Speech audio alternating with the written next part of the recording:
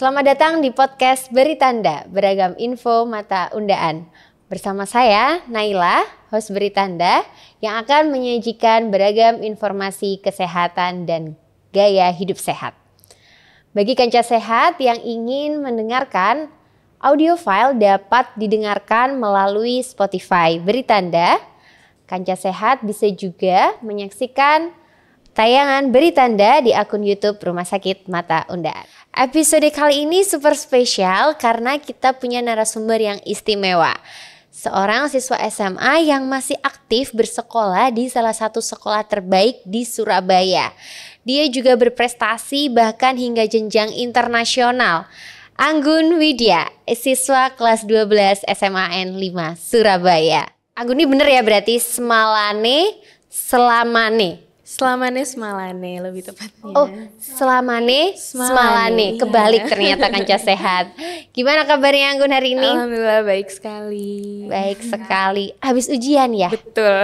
Kebetulan hari terakhir. Hari terakhir. Jadi pas banget nih kanca sehat Anggun datang ke sini selesai ujian UTS berarti ya? Iya, betul. Ujian tengah semester. Oke, kanca sehat hari ini kita akan berbincang-bincang tentang masa-masa yang tidak akan pernah terlupakan, yaitu masa SMA, yang katanya masa-masa paling indah. Dengan tema masa SMA dibuang sayang. Masa SMA ini kan masa transisi gitu ya, dari remaja menuju ke dewasa gitu. Kalau misalnya di flashback lagi, kira-kira Anggun masih inget gak sih masa-masa dulu waktu MPLS ataupun MOS gitu ya, dari anak SMP yang masih pakai putih biru terus jadi anak SMA tuh gimana tuh? Masih inget gak sih? Iya, tentu sangat masih melekat sekali ya diingatan karena memang Semala ini berhasil memberikan ciri khasnya tersendiri dalam memperkenalkan lingkungan sekolah dan memang bisa belajar di SMA Negeri 5 itu menjadi cita-cita saya dari kecil. Sehingga ketika cita-cita itu tercapai tentu bahagia sekali rasanya, semangat dan juga penasaran kira-kira masa-masa dan lingkungan seperti apa sih yang akan saya jalani pada masa SMA ini, seperti itu.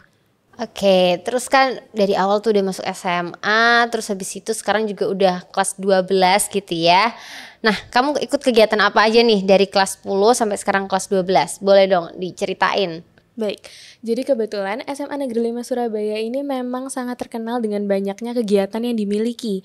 Kegiatan-kegiatan ini tujuannya memang untuk mewadahi minat dan bakat siswa-siswinya.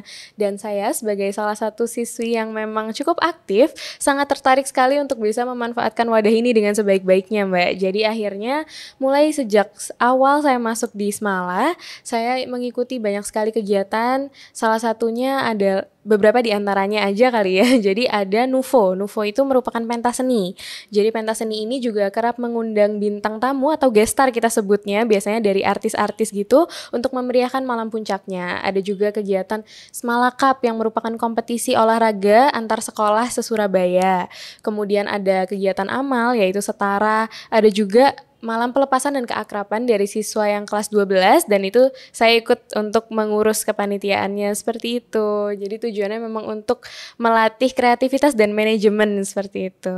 Banyak banget ya kegiatannya tadi. Iya. Ada 4 kalau nggak salah ya, kurang lebihnya ya. Iya, masih ada lagi. Masih tentunya. banyak lagi ya, Banyak. tapi yang paling aktif dari 4 tadi itu yang mana nih? Yang paling aktif mungkin yang pentas seni kali ya, karena memang selama saya di Semala itu merupakan salah satu kegiatan yang saya ikuti lebih dari sekali. Jadi mungkin itu sih yang paling saya aktif. Jadi tadi namanya Nuvo tadi ya? Nuvo, iya. Tiap tahun selalu ada gitu? Tiap tahun. Boleh tahu nggak kamu di si apa nih atau departemen apa nih di Nuvo? Di si acara Oh, kebetulan. keren banget. Jadi kanca sehat Anggun ini di si acara loh yang pastinya sibuk banget ya itu.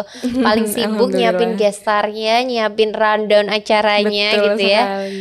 Dan dari kesibukan itu ternyata Anggun masih bisa berprestasi di bidang akademik. Jadi nggak cuman ikut organisasi internal aja, tapi Betul. juga bisa berprestasi gitu. Kanca sehat Anggun ini memperoleh gold medal pada kejuaraan Arau International Creativity Exhibition tahun 2023 pada kategori Medicine, Biomedical, dan Health. Nah, aku sempet nih baca-baca dikit. Ceritanya kamu di kompetisi ini ikut mengolah lidah mertua untuk menjadi plester luka, bener gak? Betul sekali. Boleh dong diceritain gimana itu kamu bisa ikut kompetisi itu, terus kenapa harus lidah mertua? Ada apa ini di lidah mertua ini sampai akhirnya kamu pilih, yaudah lidah mertua aja deh. Oke, jadi awal mula saya mengikuti perlombaan ini pada awalnya memang sudah terlebih dahulu dimulai dengan partisipasi dalam lomba-lomba yang lainnya. Jadi Arau Creativity Expo ini memang lomba yang kesekian lah bisa dibilang seperti itu. Nah, di lomba-lomba yang sebelumnya dengan cakupan lomba yang kurang lebih mirip, yaitu menitik beratkan pada ide pembaharuan atau inovasi, itu saya lebih berpartisipasi dalam bidang teknologinya. Nah, memang karena cita-cita saya juga dapat bekerja dalam bidang kesehatan dan pengobatan, jadi akhirnya memotivasi saya nih untuk membuat inovasi yang berhubungan dengan pengobatan juga gitu. Keluhannya tentunya dari orang-orang yang ada sekitar saya aja, yaitu luka sayat. Dimana luka sayat itu sangat sering terjadi ya, dan itu bisa terjadi di berbagai area tubuh, di permukaan kulit, dan seringkali meninggalkan bekas dan waktu penyembuhan yang memakan waktu tentunya, dan itu sangat mengganggu kegiatan sehari-hari gitu. Akhirnya melalui keluhan tersebut saya berusaha untuk bisa membuat inovasi yang sekiranya bisa mempercepat proses penyembuhan luka tersebut. Nah, kenapa lidah mertua? Karena sebenarnya berawal dari hobi keluarga saya yang suka menanam. Jadi rumah tuh hijau banget rasanya. Di setiap rumah saudara-saudara saya, di rumah saya sendiri, tanaman yang selalu ada itu salah satunya adalah lidah mertua. Nah, lidah mertua kan biasanya kita kenal sebagai tanaman yang memiliki peranan penting dalam menjaga kebersihan udara ya. Jadi dia memperbaiki sirkulasi udara yang ada di sekitar kita seperti itu. Tapi melalui manfaat itu akhirnya membuat saya jadi penasaran, masa iya sih itu aja gitu. Manfaatnya gitu ya. Manfaatnya masa iya itu aja, karena memang keberadaannya yang sangat banyak sekali di sekitar kita dan cenderung pertumbuhannya sangat mudah karena meskipun gak disiram berhari-hari, dia juga masih tetap bertahan seperti itu. Dari hal itu akhirnya saya meneliti lebih lanjut mengenai kandungan dari lidah mertua sendiri dan kemampuannya dalam bidang pengobatan. Ternyata lidah mertua memiliki beberapa kandungan yang memang mampu untuk bisa mempercepat penyembuhan luka dan memiliki sifat antibakteri. Jadi bisa menjaga luka tersebut dan selama proses penyembuhannya itu bisa terjaga. Keren banget nih Anggun nih.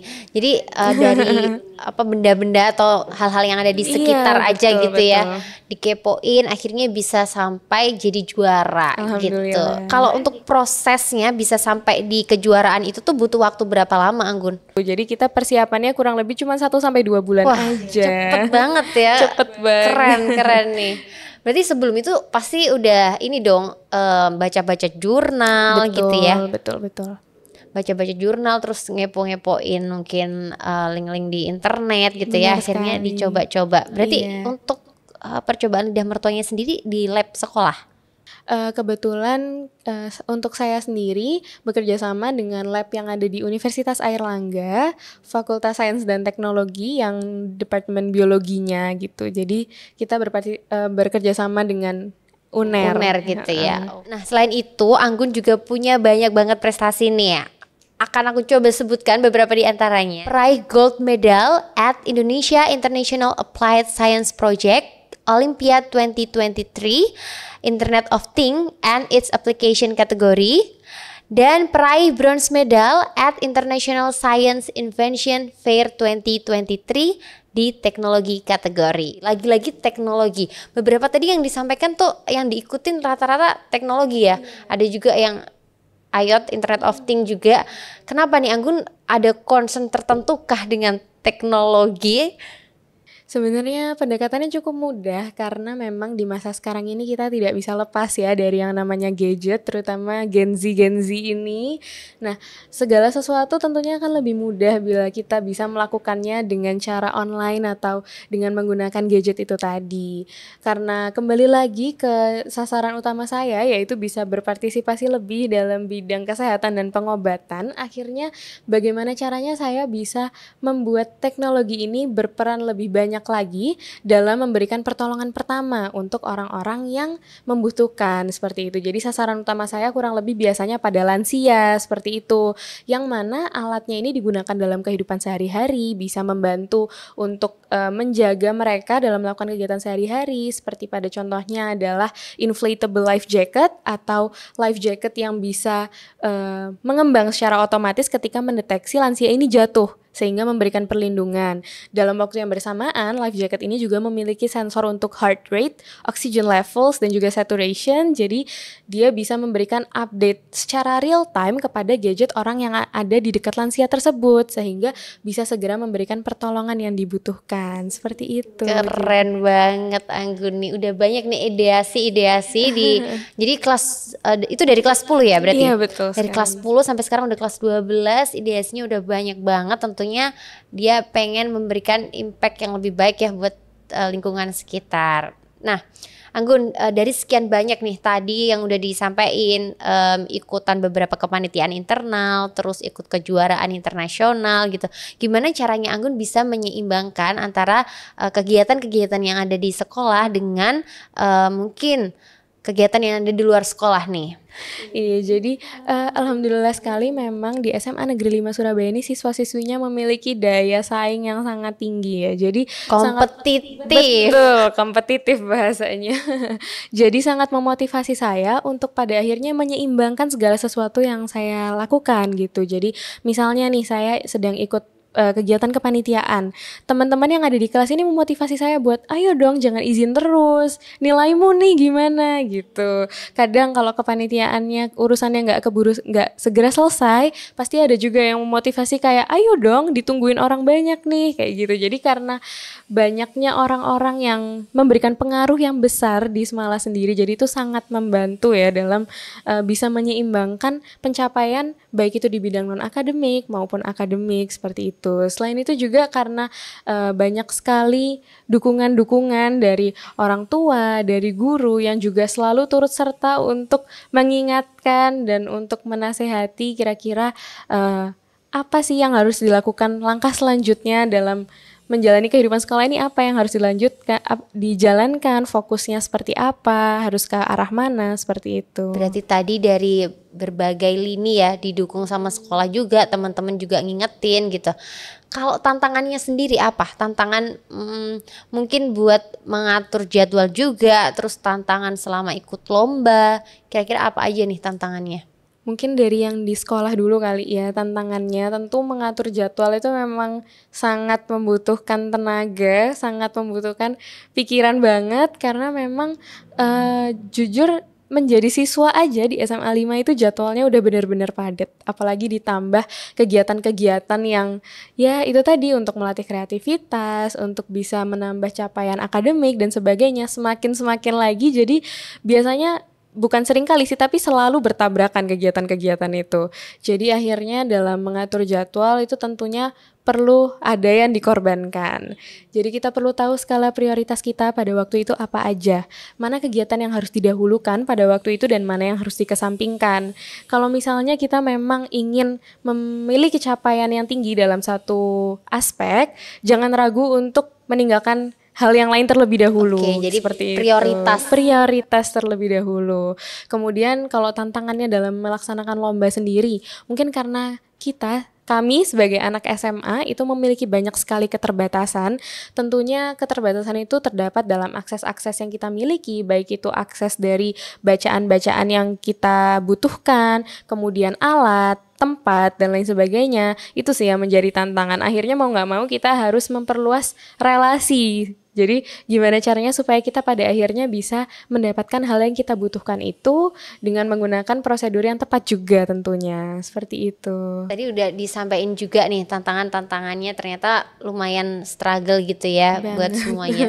Nah kalau dikembalikan lagi ke sekolah nih, ada gak sih momen-momen yang paling kamu ingat waktu di sekolah gitu, waktu ya mungkin sama teman-teman atau mungkin kamu lagi kepanitiaan, momen apa yang paling berkesan selama kelas 10 sampai sekarang nih? Banyak banget sih tentunya, karena memang setiap tahun itu punya kesannya masing-masing gitu ya. Jadi waktu pas di kelas 10 saya lebih banyak menghabiskan waktu untuk nge-explore nih di Smala itu kira-kira seperti apa, beradaptasi dengan lingkungan baru itu seperti apa, seperti itu. Jadi banyak sekali mengikuti kegiatan-kegiatan yang tadi saya sebutkan, itu sebagian besar di kelas 10. Jadi memang kesan tersendirinya di kelas 10 itu adalah ya kegiatan-kegiatan itu tadi. Ikut kegiatan tuh udah menurut kamu berkesan banget ya. Berkesan banget, dan masing-masing kegiatan juga punya kesannya masing-masing. Betul, setuju sih, karena teman-temannya udah pasti beda-beda ya. Benar. Dari panitia ini ikut ini itu pasti beda-beda. Nah tadi disebutin dukungan dari sekolah dan teman-teman tuh udah maksimal. Sekarang aku pengen tahu nih, kalau dukungan dari keluarga, pasti kalau sekolah di SMA 5 udah pasti didukung dong. Nah kalau dukungan ikut perlombaan nih sejauh mana support dari orang tua dan juga keluarga yang lain? Alhamdulillah sangat support, dan sebenarnya di antara support yang saya dapatkan, support dari keluarga dan orang tua ini adalah salah satu yang paling utama. Karena memang saya sendiri sejauh ini dalam menjalankan segala sesuatu itu pasti atas restu dari orang tua, karena saya merasa dengan doa mereka maka apa yang saya jalankan itu akan berlangsung dengan lebih mudah. Jadi beberapa support yang mungkin diberikan pasti sangat banyak, cuman saya sebutkan beberapa.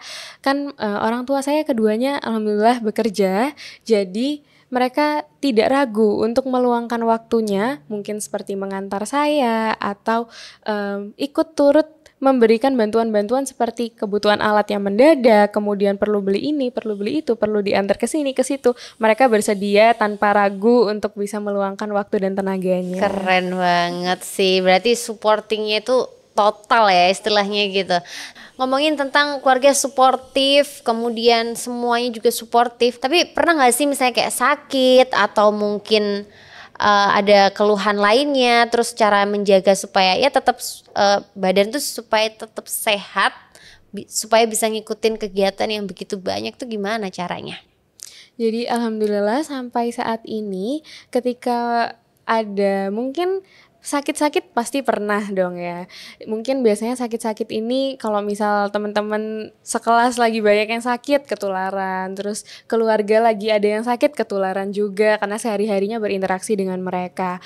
Tapi alhamdulillah tidak memakan waktu yang lama dalam proses penyembuhannya, dan memang sedari kecil orang tua saya juga bilang kalau saya emang punya daya tahan tubuh yang cukup baik, jadi ketika sakit itu emang gak lama-lama nih sakitnya gitu. Dan saya sendiri pun juga bukan tipe orang yang kalau sakit terus rebahan aja, lemes-lemesan, tetap gak usah dirasain sakitnya, minum obat, tapi harus tetap melakukan apa yang seharusnya dilakukan gitu sih. Keren banget kata aku. Pokoknya kalau sakit jangan rebahan ya gitu ya. Kanca sehat semuanya, kalian para Gen Z ataupun teman-teman yang lain gitu. Kalau sakit jangan dirasain, minum obat, abis itu beraktivitas lagi. Bener banget. Nah ngomongin tentang kesehatan nih, sekarang karena lagi di Rumah Sakit Mata Undaan gitu ya. Anggun nih ada ini gak sih keluhan mata tertentu gak nih? Katanya ada minus ataupun silinder gitu mungkin. Oke, jadi memang sejak kelas 4 SD ya Mbak, saya sendiri itu punya minus dan silinder gitu. Awalnya ketahuannya karena kok kalau ngelihat dibuka dua-duanya jelas, tapi kalau ditutup satu mata kok ada yang kabur, tapi kalau dilihat pakai mata yang sebelahnya kok jelas gitu. Jadi mata yang kanan itu jelas, mata yang kiri itu kabur. Akhirnya saya waktu itu ke optik untuk cek mata, dan ternyata memang ada minus dan silindernya, dan itu kanan dan kiri itu nggak sama. Akhirnya berlanjutlah sampai sekarang jadi pengguna kacamata deh. Tapi hari ini kebetulan lagi nggak pakai atau pakai soft lens nih? Dibawa. Oh dibawa aja ya, dibawa aja. Berapa minusnya nih? Kalau untuk yang kanan silinder aja 1,75, yang kiri minus 2,25 dan silinder 1,75 juga. Lumayan tinggi lumayan itu loh kalau nggak pakai kacamata. Iya. Masih kelihatan kalau nggak pakai kacamata. Kelihatan sih, tapi mungkin kalau tulisan nggak bisa dibaca, mungkin muka orang juga agak ngeblur, jadi disapa bisa jadi bener. Anggun, siapa ya? Nah, kalau itu kamu pasti udah tahu dong tentang teknologi terbaru dari LASIK ya. Iya. Namanya Smile Pro yang udah ada di Rumah Sakit Mata Undaan. Ntar Anggun bisa kepo-kepo ini. Siapa tahu nanti kalau udah 18 tahun pengen bisa bebas kacamata. Oke. Tadi udah cerita tentang kesibukannya. Sekarang aku pengen tahu gimana hubungannya Anggun sama teman-teman nih. Apakah masih sering main bareng, nongkrong-nongkrong gitu, atau karena saking sibuknya udah nggak sempet? Gimana nih? Sempet banget tentunya, karena bagi saya sendiri kumpul sama teman, ngobrol, mungkin makan bareng, seperti itu bukan hanya perlu tapi harus. Jadi memang kita harus menyempatkan waktu, menyisihkan sebagian waktu kita yang sibuk-sibuk ini buat bisa refresh gitu. Karena mungkin kadang istirahat yang kita butuhin tuh bukan cuma tidur, tapi juga ngobrol sama orang, berbagi cerita, live update, dengerin cerita mereka juga, itu juga istirahat sih buat saya. Istirahat juga ya, jadi ketemu teman-teman pastinya di luar sekolah dong. Iya, di luar sekolah. Kalau weekend masih sering main sama mereka? Masih sering. Jangan-jangan punya geng nih Anggun. Banyak temennya ya sebenarnya. Temennya geng banyak. Sana sini. Geng sana sini banyak ya. Berarti hubungannya sama mereka semua juga masih baik. Sangat ya. baik. Sangat baik. Oke. Kalau momen di kelas nih, ada nggak sih momen di kelas yang nggak terlewatkan? Misalnya nih ada temen yang jahil mungkin, atau Anggun juga pernah ngisengin temennya. Apa nih kira-kira yang bisa diceritain ke Kancah Sehat? Banyak banget ya sebenarnya. Alhamdulillah meskipun saya sering nih dapat dispensasi dari sekolah untuk izin mengerjakan lomba dan kegiatan yang lain, tapi teman-teman di kelas tetap berhasil membuat kesan tersendiri bagi saya. Biasanya iseng-isengnya itu kayak nyembunyiin barang, terus biasanya ngasih kejutan ke guru nih, misal gurunya ulang tahun, ada yang berantem sampai gurunya nangis gitu ya. Mohon maaf ya Bapak Ibu guru. Seperti itu. Jadi memang meskipun banyak sekali izinnya, tapi teman-teman tetap nggak terlewatkan sih. Teman-teman nggak terlewatkan karena itu yang paling bisa dikenang ya di kemudian hari. Oke. Nah, tadi cerita-cerita dikit nih tentang teman-teman yang ada di kelas. Sekarang move forward ke depan nih, Anggun udah punya banyak prestasi, kemudian sekolahnya juga di SMA 5 gitu ya. Apa nih cita-cita Anggun ke depan? Atau mungkin Anggun udah punya visi atau maps nih ke depan, 5 tahun ke depan aku pengen jadi apa? Atau abis ini pengen sekolah kemana gitu? Insya Allah setelah dari SMA 5 ini saya ingin melanjutkan ke kedokteran seperti itu. Nah, dalam bayangan saya tentunya dalam 5 tahun ke depan ya saya masih dalam proses mengejar cita-cita ini ya Mbak. Jadi mungkin masih dalam proses sekolah juga tentunya gitu sih. Jadi yang jelas sekarang yang paling deket nih timeline ke depannya adalah ikutan SNBP tentunya ya. Tentu. SNBP di kedokteran mana nih? Kedokteran UNER yang deket aja ya di yang UNER. Deket aja. Semoga Anggun nanti juga bisa gampang lah lolos sampai di kedokteran. Oke. Nah Anggun, menurut kamu apa nih yang harus dilakukan sama mungkin Kancah Sehat di luar sana yang akan segera naik SMA, masuk SMA, supaya nih masa SMA-nya tuh nggak terbuang sia-sia? Oke, jadi sesuai dengan kalimat di awal yang Mbak Naila sebutkan tadi bahwa masa SMA ini memang masa-masa paling indah. Jadi saran pertamanya adalah jangan sampai kalian menghabiskan masa-masa paling indah ini bukan dengan lingkungan yang tepat seperti itu. Jadi pemilihan lingkungan itu memang sangat-sangat penting ya. Akan lebih indah lagi bila mana masa SMA ini kalian habiskan bersama dengan teman-teman yang kalian percaya dan juga lingkungan yang memberikan dampak positif buat kalian gitu. Jadi jangan hanya menghabiskan waktu SMA ini buat main-main aja, tapi bagaimana kalian memanfaatkan masa SMA ini untuk nyicil lah setidaknya untuk keberhasilan di masa depan nanti bagaimana, yaitu bisa dilakukan dengan mengikuti kompetisi, berbagai kegiatan kepanitiaan yang melatih manajemen dan kreativitas juga, dan juga tentunya jangan lupa buat membagi waktu, berkumpul dan bermain bersama teman-teman seperti itu. Oke, jadi teman tuh tetap kalau di sekolah tuh antara pertemanan dan juga prestasi harus seimbang ya. Harus balance. Oke, terakhir banget nih, prestasinya udah banyak banget. Anggun, boleh dong dibagikan ke Kancah Sehat semuanya. Tipsnya gimana supaya bisa juga berprestasi baik di dalam sekolah maupun di luar sekolah untuk meraih cita-cita yang lebih cemerlang lagi. Baik, jadi tentunya jangan takut untuk mencoba ya Kancah Sehat sekalian. Jadi memang segala sesuatu tuh gak akan terjadi kalau misal kita emang gak mencoba terlebih dahulu. Jangan takut ketika kita mencoba hal baru dan gagal, karena justru dari kegagalan itulah yang akan membuat kita bisa melangkah lebih tinggi lagi gitu. Jadi kalau udah mencoba terus gagal, jatuhnya gak akan sejauh pada saat kita mulai di awal. Setidaknya kegagalan itu adalah modal kita untuk melanjutkan ke tahap yang berikutnya. Jadi Jadi jangan takut untuk mencoba. Jangan takut untuk mencoba Kanca Sehat semuanya. Jadi gagal sekali, 2 kali, 3 kali, coba terus gitu ya. Coba terus. Jadi Kanca Sehat semuanya jangan pernah meremehkan setiap momen yang ada di SMA.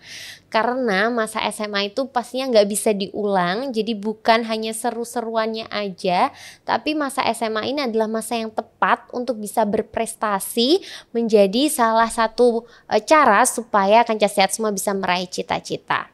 Oke, Anggun, aku makasih banyak karena Anggun sudah mau datang ke Rumah Sakit Mata Undaan di podcast Beritanda.